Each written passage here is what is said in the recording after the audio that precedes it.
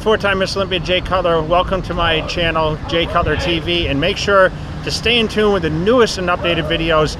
Subscribe below, guys. Thank you so much for following along.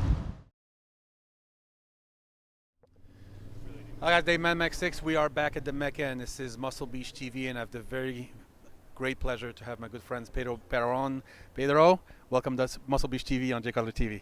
Thank you, Dave. I'm very honored to be invited to your new channel with Jay Cutler, because I have been your progress. I have been watching your progress since you started here in Gold's Gym with all of us, and the way you have been grown. So thank you for the inviting. And this is an exclusive interview, and I really appreciate that. Thank you. I'm really glad you decided to come on today. We've been talking about this interview for a very long time.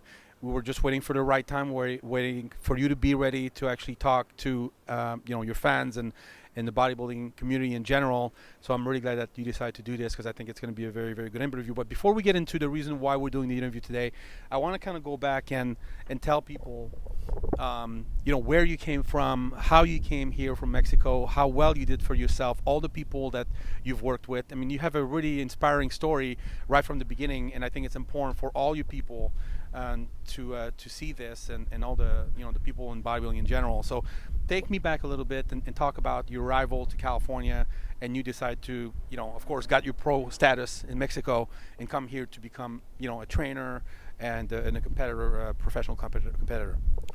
Okay, Dave, this is going to be very special for me, because I'm doing a resume of my entire career. Okay, my name is Pedro Barron.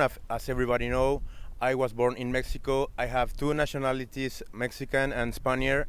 Mexican for my father and Spaniard from my mother. And I'm a resident here in the United States. Well, I started training when I was 17. I was already black belt in Korean Taekwondo. Oh, I didn't know that. Yeah, and I went to the gym because I wanted to improve my kick, the strength, the endurance. So when I came first, the trainer said, "Oh, you have good genetics. Do you lift? You have chest?" No, I just do push-ups in the Taekwondo class. So 3 months later, I was competing in beginners. How old were you? 17? Yes, yeah. Yes, and I got a third place. And oh no, it was rookies.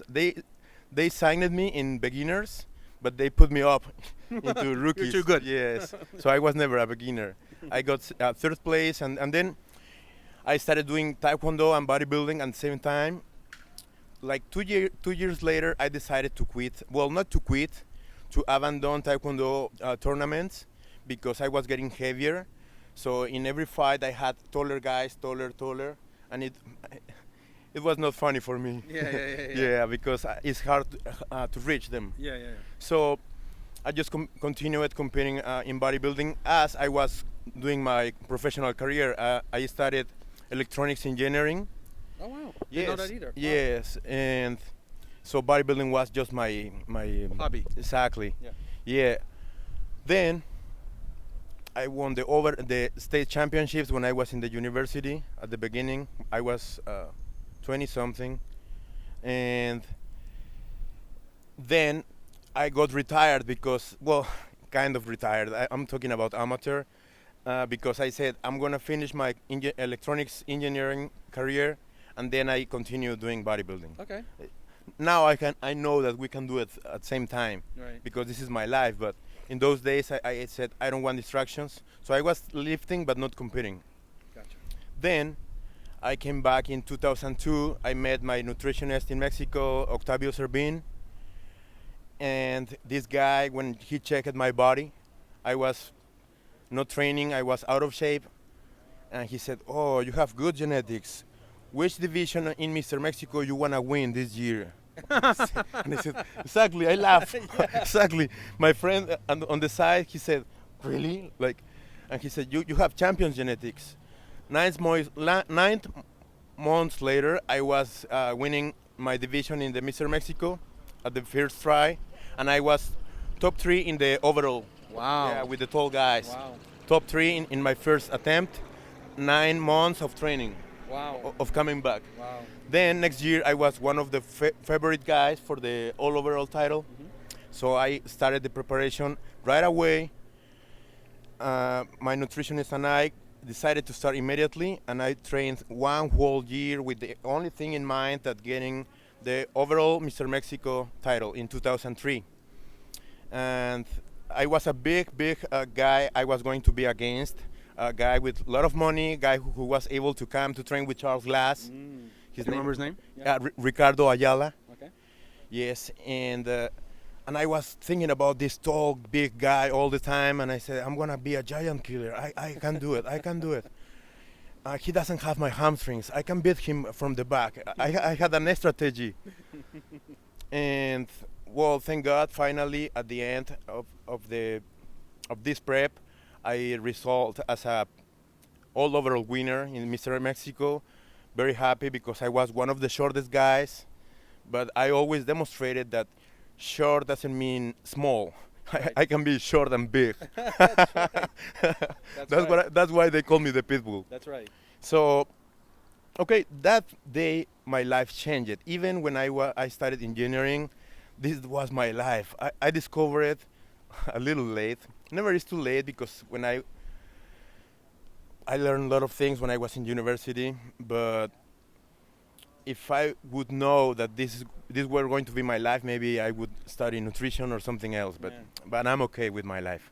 When you got pro status in 2003, how old were you? Okay, I was 32, a little late comparison with nowadays. You still look young today. You still look 32 right now. Thank you, Dave. Thank you. I'm 43. I got my pro card in 2008. I went to North American championships. I'm sorry. Oh, hold on. So when you won in 2003, you didn't get pro status? No. Oh, okay. In those days, well, still now in Mexico, some countries with some certain level, when you win the nationals or the title of those country, you turn pro immediately. But in those days, Mexico's level, it was not that high. Okay. So it was not direct getting the pro card. Okay. So I was still as an amateur for 5 years. Then I came representing Mexico to the North American Championships. Okay. I was middleweight. I was in the line. Bill Comstock was taking pictures, and they took me out from the line of the Mexican team, and I said, "Oh," Bill Comstock said to Jim Mannion and Gary Udit, the promoter, and he said, "You have to watch this guy. He's a middleweight, but he looks like a light heavyweight." And I was, "Oh, look at his hamstrings, look at his glutes." Yes. Nice. And I was happy. I was like, "Oh my God, can't believe it," because my nutritionist told him, "You will have the attention when you go to United States." Yes. Because they really know about this. They appreciate when you have potential, exactly, and that came true. So I was very excited. I got second place. Not first place, but second place. Very tight with another Mr. Mexico. And Alejandro Ortiz, my friend. And months later, well, that day I met Jim Mannion, and they created that year the 202 division. So I got an invitation from Jim Mannion, president of the IFBB Pro League, just like Chris Dean from Cambodia, Lee Priest from Australia, because in those days they didn't get the pro card immediately. So I took it with Chris Dean, and he got it in the same way from Cambodia. So I was honored, and I was the first IFBB pro bodybuilder from Mexico ever. So you were awarded pro status by Jim Mannion? Yes, wow. It That's was awesome. like an invitation. That's awesome. Yes. Yeah, that's right. You did for Lee Priest as well, because awesome. Yes, and it was big pressure for me on my back, because everything I have in my life, I love to feel that I deserve it, that I earn it. I like to earn everything. So I said, "Oh, I have a big package on my back, because I have to demonstrate I'm on the level." So as soon as I got my pro card at the end of 2008, next year I was training here in the Mecca for first time with Charles Glass. I wanted to be with the legendary trainer, and I met Charles Glass in 2005. He was giving a seminar in Mexico with Melvin Anthony, And he said, "Oh, you should go there. I can make you pro." In those days, now it's different. Now it's more ways to be pro bodybuilder, to get a pro card. I got it when it was very, very hard. Yeah, I know. Yeah, that's why I was the first in the history of Mexico, male. First, Miriam Bustamante, female, awesome athlete. And It's in Venice. I started training with Charles Glass. Everybody here in Gold's Gym, very, very different environment, energy from any other gym, any other place. Like since the first time you step in the gym, you feel that energy, that magic, that wow. It's It's still like that today. yes, and I feel it every day I come. This is the bodybuilding temple. Yeah. So I was living my dream. But when you came to first train here with Charles, were you not living here yet? You just came to visit and then you would go back home? Exactly, yes. I had my own gym in Mexico. Oh, okay. Yes, for 7 years. Wow.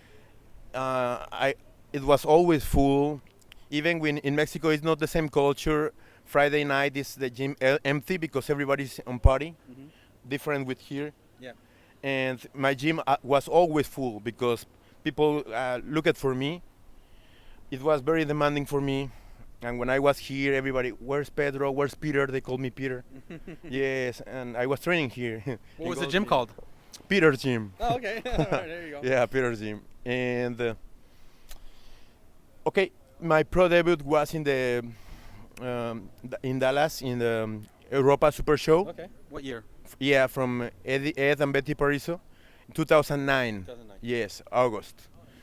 I was called in the first call out. It was Stan McQuay, it was Jose Raymond, Wow.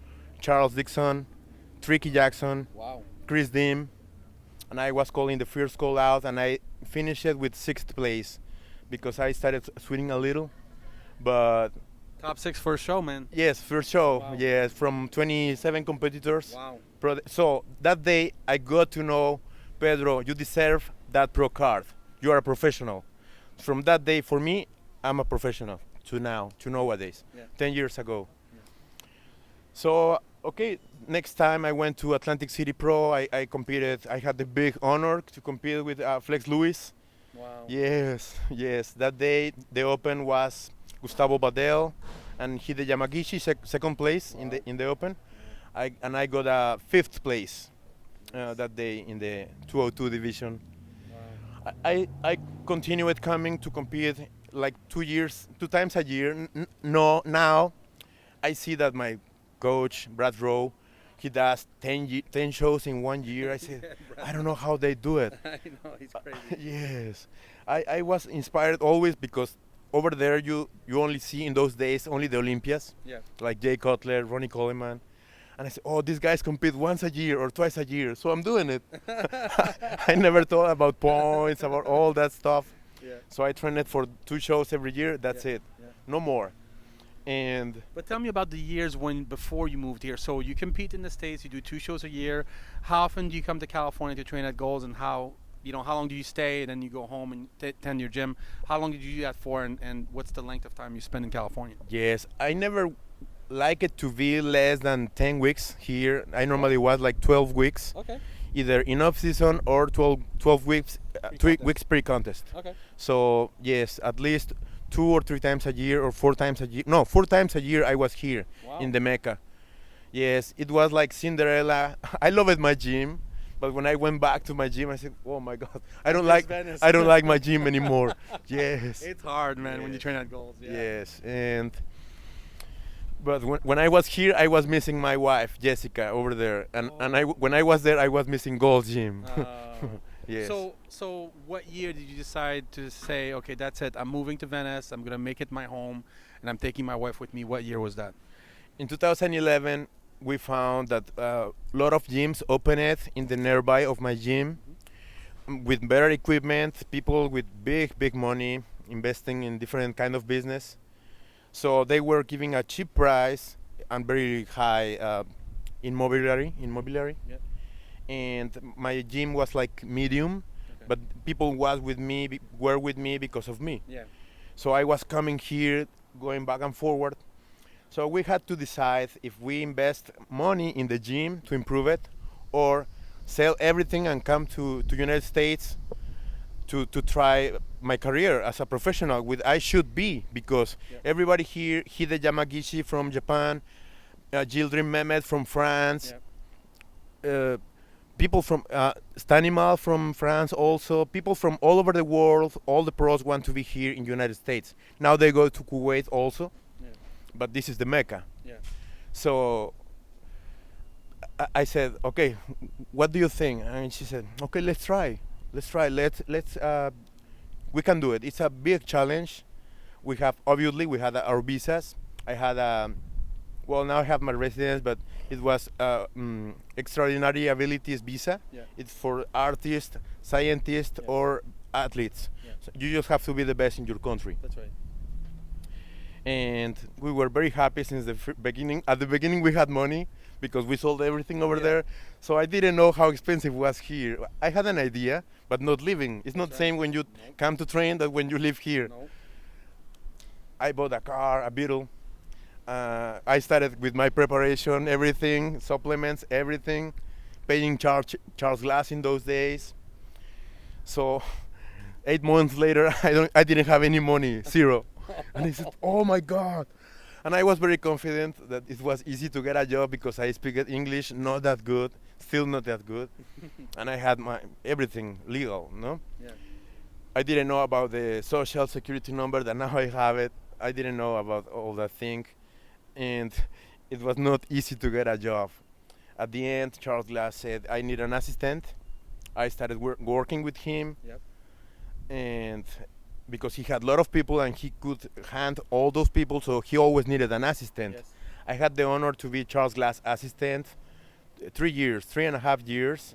In those years, I trained with Chris Cormier, I trained with Pacman Pakulski, with Sean Roden, with Dexter Jackson, with my brother Hide Yamagishi, and I learned different things from each guy.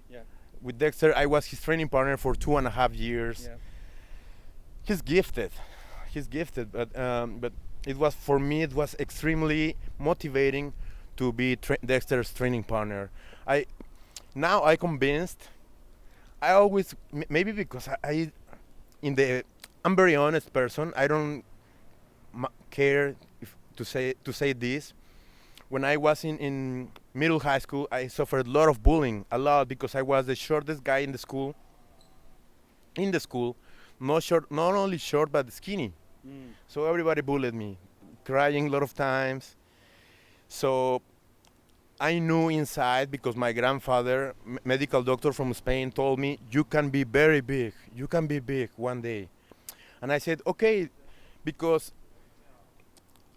NBA players, if we say, oh, he is 7 feet tall. 7 feet is not big enough. They are bigger than that, greater than that, like Magic Johnson. He's greater than 7 feet. So I said, okay, 5'3". I can be greater than 5'3". So when I realized that, I said, I can do whatever I want in life. Winning Mr. Mexico, overall division with the tall guys, everything. Being a pro, training with Dexter Jackson. And, well, sometimes my economic situation still was not that good. So sometimes I was in the middle of a prep and I was running out of money, non-sponsor. And even when Dexter gave me protein, Charles, it was not enough, so I had to cut my preparation several times. And the first 3 years I couldn't compete here in United States because I wanted to be always 100% as I am. Committed. Exactly. So I said, no, I'm not gonna step on stage 80% or 90%, 100%. Next year, no problem. By the 4th year, I met Rich Piana. Well, I was already more stable. I was still training with Dexter. No, I was training with Hide that year, 2014. And suddenly they started to talk about the Ferrigno legacy.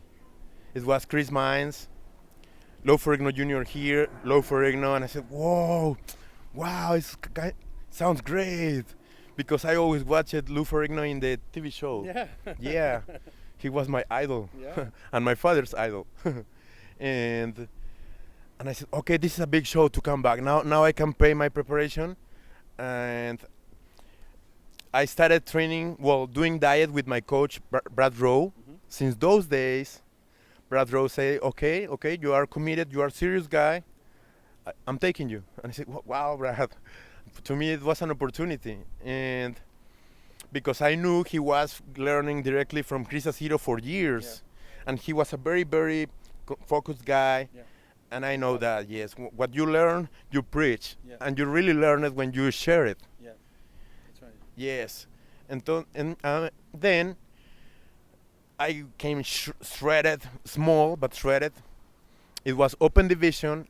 I wanted always to compete in open division because in my heart I'm an old school bodybuilder. I like divisions, but I like to fight against the giant.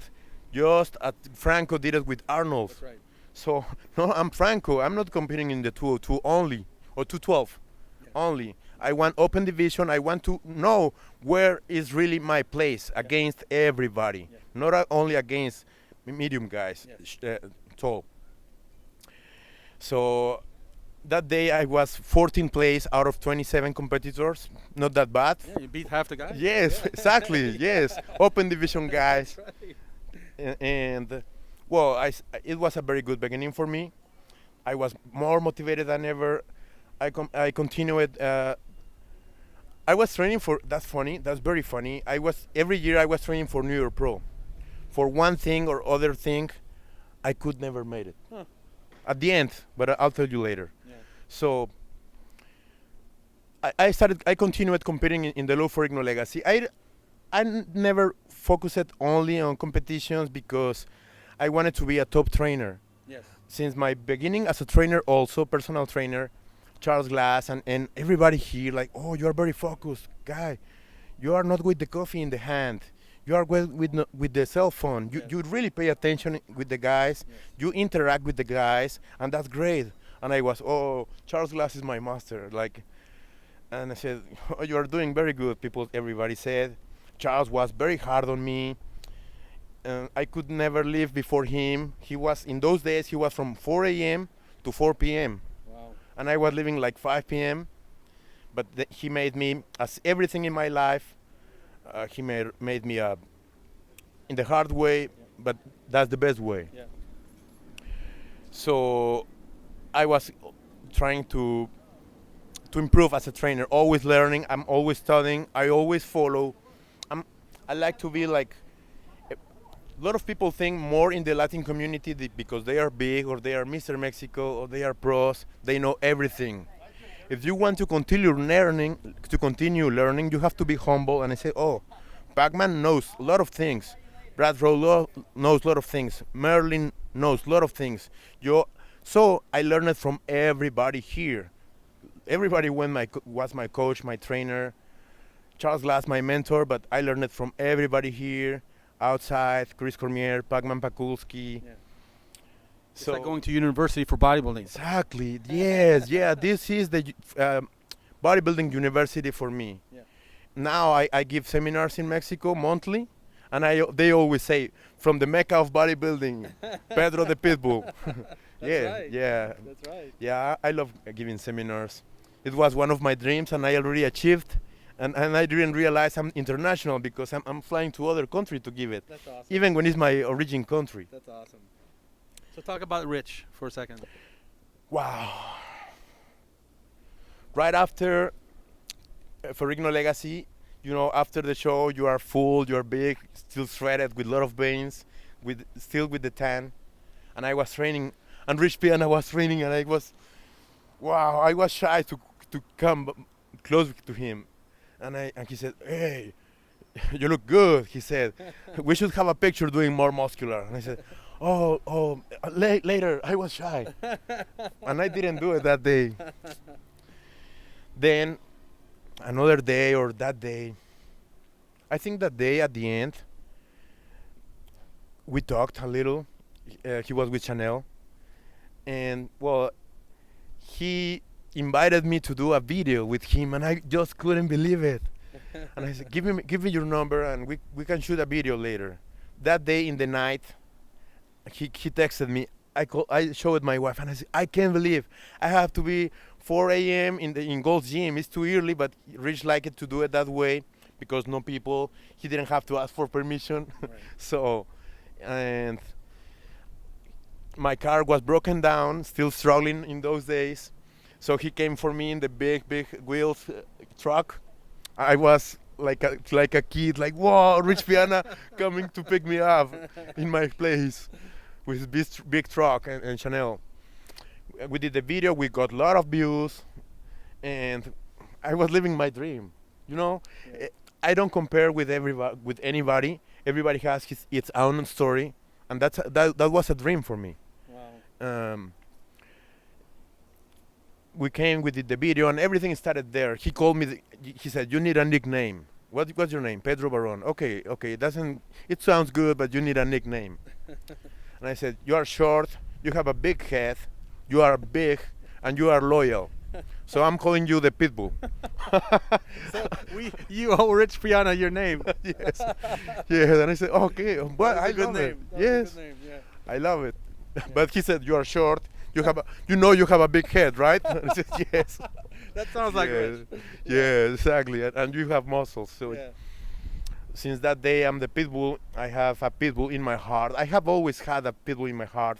Mentality, yeah. Yes, as you know, 5% is a real statistics. It means 5% of the people in the world are willing to do whatever it takes to reach their goals, no matter what. The other 95 just talk, but they don't do it. So you decide where you want to be. Exactly. It's about attitude. So 5%, meaning really touched my heart. I realized that I have always been at 5% since I was a child, fighting with that bullying, trying to be better, trying to shine, even when I was the shortest guy. And, well, very motivated, living my dream. I don't want to make it too long. Yeah. I already told you I trained with Luca Penasato, the right. Italian beast. Yes. You train. I remember. I mean, you would randomly train with different partners. I mean, Doug Fouché. I think it's great when someone can actually. And Stanimal does the same thing too. If you notice, since he moved here 5 years ago, the guys who make the most progress, who learn the most, will train with many different trainers, many different athletes like them, and to take a little bit from each one of them, you know, to better themselves. Exactly. That's what you did. Exactly. My friend Stanimal is very wise because he's humble, and when you are humble, you learn. You are open to learn from everybody, right. And he's learning from the big ones here.